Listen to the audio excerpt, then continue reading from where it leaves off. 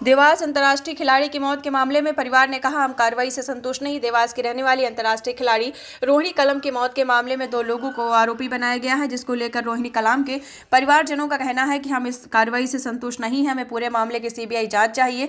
हमने यहाँ पर कई लोग हमें मिले हो सकते हैं, इसको लेकर पूरे मामले की निष्पक्ष सीबीआई जाँच की जाए और जो भी आरोपी है उन पर कड़ी से कड़ी कार्रवाई की जाए। अभी भी आरोपी बनाए गए हैं, उसको लेकर हमें स्पष्ट नहीं बताया गया है उन पर किस प्रकार से केस दर्ज किया गया है और क्या रिपोर्ट बनाई गई है। वही उन्होंने बताया है कि रोहिणी का मोबाइल और लैपटॉप भी चोरी हुआ था, अभी तक नहीं मिला है। उसको लेकर भी संदिग्ध मामला नजर आ रहा है।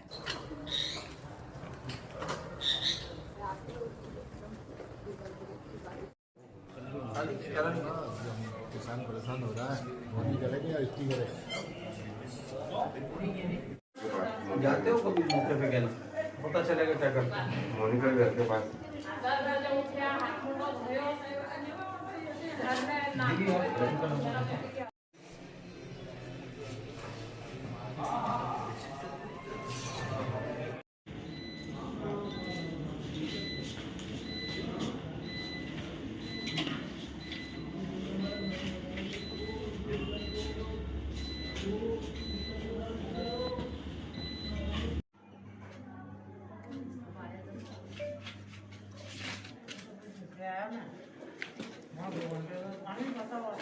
बताइए, जो रोहिणी कलम वाले मामले में अभी कुछ एक आरोपी को पकड़ा है, क्या कुछ पूरा मामला रहा है?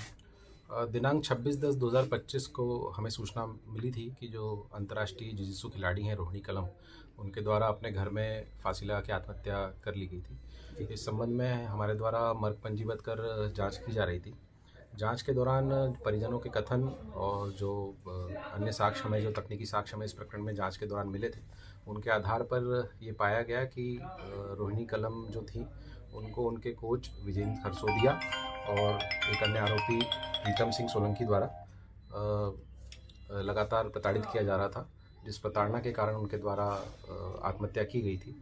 इस आधार पर प्रथम दृष्टया जो हमको साक्ष्य प्राप्त हुए, उनके आधार पर जांच उपरांत कल दिनांक को हमारे द्वारा अपराध पंजीबद्ध किया गया है, जिसमें आरोपी प्रीतम सिंह को गिरफ्तार करके माननीय न्यायालय के समक्ष प्रस्तुत किया गया है, जिन्हें जेल भेजा गया है माननीय न्यायालय। दूसरा आरोपी सर? दूसरा आरोपी विजेंद्र खरसोदिया जो है, उनके लिए भी हमारी टीम लगी हुई है और जल्दी हम उन्हें भी गिरफ्तार कर लेंगे। सर, ये किस आधार पर क्या परेशान करते थे, क्या प्रारंभिक जांच में क्या आया था? जो परिजनों के कथन और जो हमें जो अभी प्रथम दृष्टया साक्ष्य मिले हैं, उसके आधार पे इनके द्वारा जो पर्सनल लेवल पे कुछ ऐसी चीज़ें की जा रही थी जिनकी वजह से मृतिका अत्यधिक परेशान होकर की थी। बाकी प्रकरण चूँकि अभी विवेचना में ही है, इसलिए अभी प्रथम दृष्टया में यही बातें हमारी विवेचना में आई। सर, कोई प्रेम प्रसंग का मामला भी सामने आया क्या? अभी प्रकरण में जांच की जा रही है, सभी बिंदुओं पर हम विस्तृत जांच कर रहे हैं और उसके आधार पर माननीय न्यायालय के समक्ष सभी को जाएगा। इसमें BNS की धारा 108 और SC/ST 3(5) SC/ST एक्ट के तहत अपराध पंजीबद्ध किया गया है। परिजनों कहना है कि जो दूसरा जो व्यक्ति है खरसोदिया, उसकी जल्दी से गिरफ्तारी हो। हमारी टीम उस पर काम कर रही है, हम बहुत जल्दी उसे भी गिरफ्तार करके माननीय न्यायालय के समक्ष पेश। Thank you boss. ठीक है कि मैं इस कार्रवाई को इस कार्य से मैं संतुष्ट हूँ, क्योंकि जब हम लोगों ने आंदोलन के लिए आवाज़ उठाई, आंदोलन की हमने जब वो डेट फाइनल करी, तब जाकर कि ये सारी चीज़ें सामने आई हैं कि तुरंत में उनको गिरफ्तार करना, तुरंत में ये सारी चीज़ें। और अभी तक हमें FIR की कॉपी वगैरह भी नहीं दी है, हमें बताया भी नहीं है कि हम क्या किस बुनियाद पर उनको गिरफ्तार किया है, किस पे नहीं किया है। और दूसरी बात, एक तो वैसे ही बाहर है अभी, तो मैं पुलिस की जांच से तो बिल्कुल भी संतुष्ट नहीं हूँ। मैं चाह रही हूँ कि एक CBI जांच हो, जिसमें यहाँ के BNP थाने का कोई भी कर्मचारी ना हो, ना SP हो। मैं चाहती हूँ कि बाहर से ही एक टीम अलर्ट की जाए और वो लोग जांच करें इस मामले को, क्योंकि आप लोगों को भी शायद पता होगा कि दीदी के रूम से उनका लैपटॉप और उनकी पेन ड्राइव दोनों गायब है। अभी तक इस बारे में किसी को भी कोई जानकारी नहीं थी और जब इन लोगों ने जांच भी की थी तो फैमिली मेम्बर वहाँ था नहीं। बिना फैमिली मेम्बर के आप किसी भी उन्होंने वहाँ पे जांच की है और अभी भी उसके बारे में तो कुछ उन लोगों ने बताया नहीं है क्या है क्या नहीं। और इस केस से संबंधी उन्होंने अभी तक हमको कुछ भी किसी भी तरीके की कोई जानकारी नहीं दी है। नहीं, जो एक व्यक्ति है जिसका नाम प्रीतम सिंह बताया जा रहा है, उसकी तो गिरफ्तारी हो गई, उसको जेल में भेज दिया पुलिस ने, लेकिन कहीं ना कहीं सबूत क्या है, सबूत तो कुछ मिला ही नहीं हमको, अभी तक कोई सबूत नहीं मिला। उसको लेकर क्या बोलेंगे? हम लोग नहीं देखेंगे, हम कैसे मान लें कि सबूत मिलेगा तो गिरफ्तार किया हो सकता है उसकी जगह आपने अंदर किसी और को बिठा रखा हो, क्योंकि ये सारी चीज़ें आप लोगों को पता ही होती है कि किसी नाम किसी और का, लेकिन अंदर आप किसी और को बिठा सकते। तो मैं इन सब गिरफ्तारी से मैं वो नहीं हूँ, संतुष्ट जहाँ नहीं हूँ। इन दोनों लोगों का नाम सामने आया, कहीं ना कहीं रोहिणी की इस आत्महत्या का, वो आपके घर पे रोज आते थे, वो बैठते थे, क्या उनका दबाव था? एक्चुअल कहानी क्या थी इसके पीछे जो आपको पता? एक्चुअली बस यही कहानी कि ये लोग काफ़ी ज़्यादा दीदी की लाइफ में इंटरफेयर कर रहे थे और हर चीज़ को लेकर, काम को लेकर के काफ़ी ज़्यादा प्रेशर भी करते थे। मतलब आप ये बताइए, कोई सा भी आप किसी भी उसमें हो, अगर आप पॉलिटिशियन भी हो तो आप रात के 12 बजे किसी भी काम से आप घर से बाहर नहीं जाते।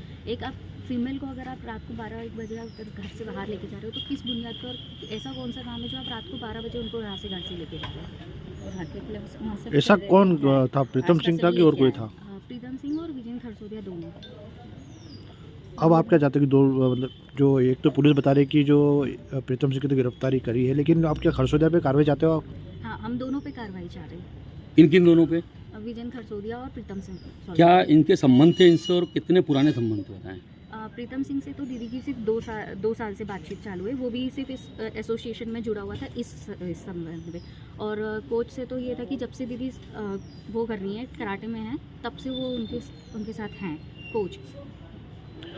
बीच में जो बात आ रही थी विक्रम अवार्ड को लेके, ये क्या है कुछ? नहीं, ये सारी झूठे, ये सब गलत है कि दीदी ने, अब ये लोग जो अफवाह फैलाई है कि दीदी ने विक्रम अवार्ड के चलते ऐसा किया है, तो ये विक्रम अवार्ड वाली कोई ऐसी चीज़ें हैं नहीं। हम उस दिन आए थे तो वो किस तरह बात कर रहे थे, आपके घर में बैठे थे, रो रो के बिलख रहे थे, उस समय आप लोगों को शक नहीं हुआ था क्या?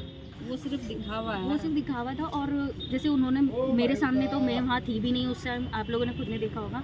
और दोनों सिस्टर्स थी, दोनों सिस्टर भी स्पोर्ट्स में हैं, तो उन लोगों ने दोनों सिस्टर्स पे काफ़ी दबाव बना रखा था, इसलिए वो दोनों वहाँ पे बैठी भी थी। और आपने खुद ने नोटिस किया होगा कि उन्होंने भी ज़्यादा कुछ बातें कही नहीं थी। आपका शुभ नाम बताएं? रोशनी कलम।